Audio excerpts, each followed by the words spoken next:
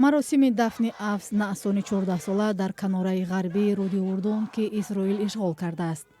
یونیسف اعلام کرد که از اول سال گذشته در این منطقه و بیتولمقدس شرقی دست کم 70 کودک کشته شدند.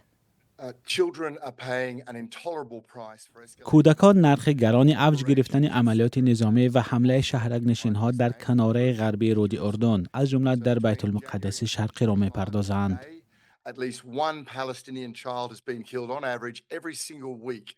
جیمز هیلدر سخنگوی یونیسف گفت 93% کودکان را نیروهای اسرائیلی کشتند که علامت تمایل جنایتی است.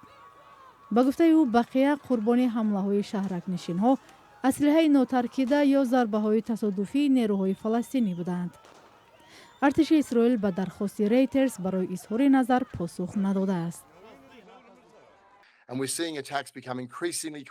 ما می‌بینیم که حمله ها هماهنگ‌تر می‌شوند. موردهای ثبت شده، تیراندازی، کارد زدن، لتوکو و استفاده گاز اشک‌آور ضد کودکان را در بر می‌گیرند.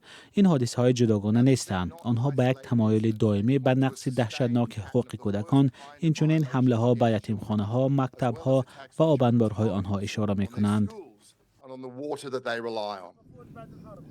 سازمان‌های حقوق بشر گزارش می‌دهند که از سال 2023 خشونت علیه فلسطینی‌ها از جانب شهرک نشین‌ها و سربازان اسرائیلی دیگر باره افزایش یافته است.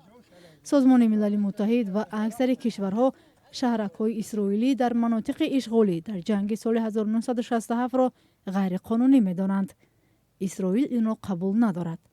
این زمان حکومت بنیامین نتانیاهو نخست وزیر اسرائیل که مخالف تشکیل دولت فلسطین است، ساختمان شهرک ها را سرعت بخشیده است. حکومت های کشورهای اروپا نیز از افزایش خشونت های شهرک نشین های اسرائیلی اظهار نگرانی کردند.